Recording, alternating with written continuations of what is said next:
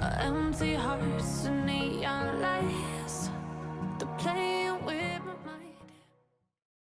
Hey guys, a small video for you today about how to make the most amazing pot roast. It's done off by a boneless beef shoulder, specially trimmed.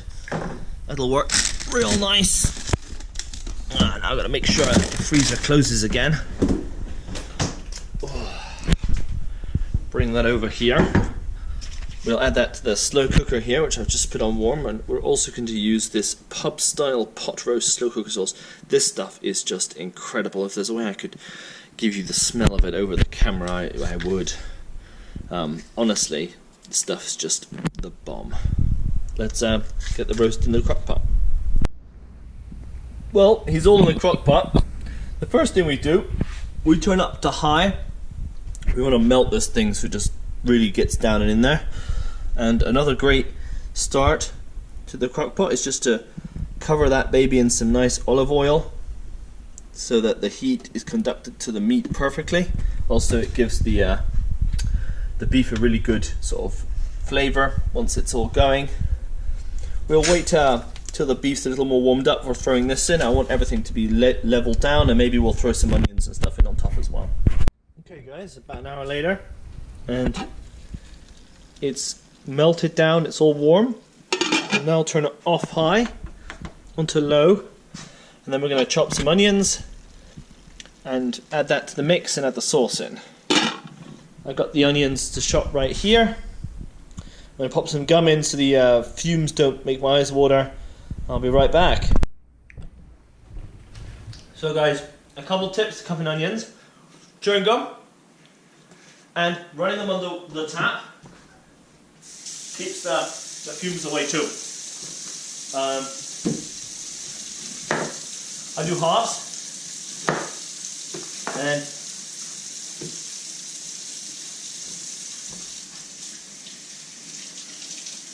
put a bunch of these in here. Make sure the sink is all clean out.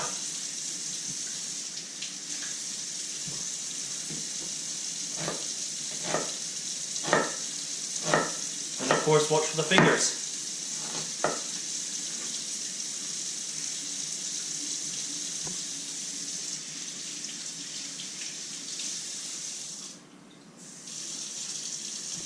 Those two little tricks make chopping onions not even slightly, well, I don't know, halfway there, but I don't want to say anything too much yet, in case the tears overtake me.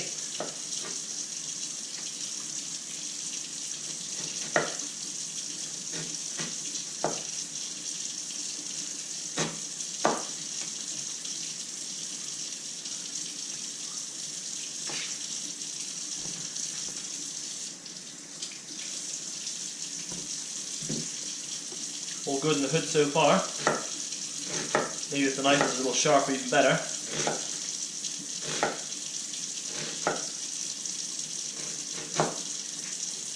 Doesn't have to be too precise. It's all going into the crock pot for a couple hours. Okay, the big boy.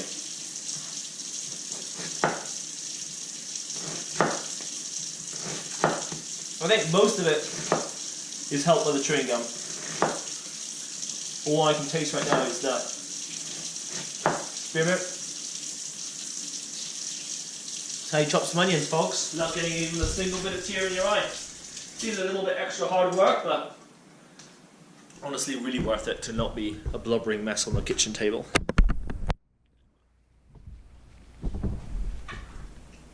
Okay, folks. First thing is all the onions.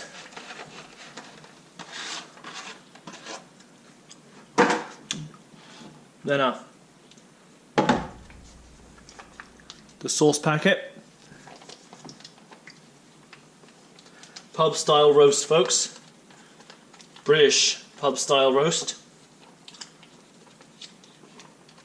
Whoops, spilled a little, but that's what washing machines and hands are for.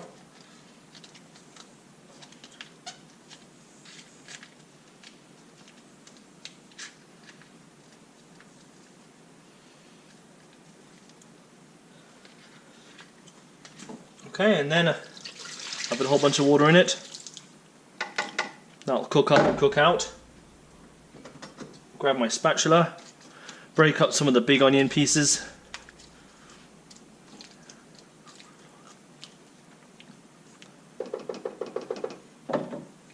Lid back on warm probably for 5 to 8 hours. Hey guys, we're 2 hours later and the onions are looking really good. We just have the final ingredient to go, and that is an absolute metric ton of carrots. In fact, there's so many carrots here I'm not even sure. Okay. And you might be wondering why I didn't put these in earlier. With carrots, with onions you don't mind how soggy they get and how slippery, but with carrots though it's nice them just to retain a little bit of their texture, so you don't want them to be completely soggy and mushy by the time dinner comes around. I'm just going to stir it up with a spatula for a bit here. The big piece of beef in the middle still doing its main job.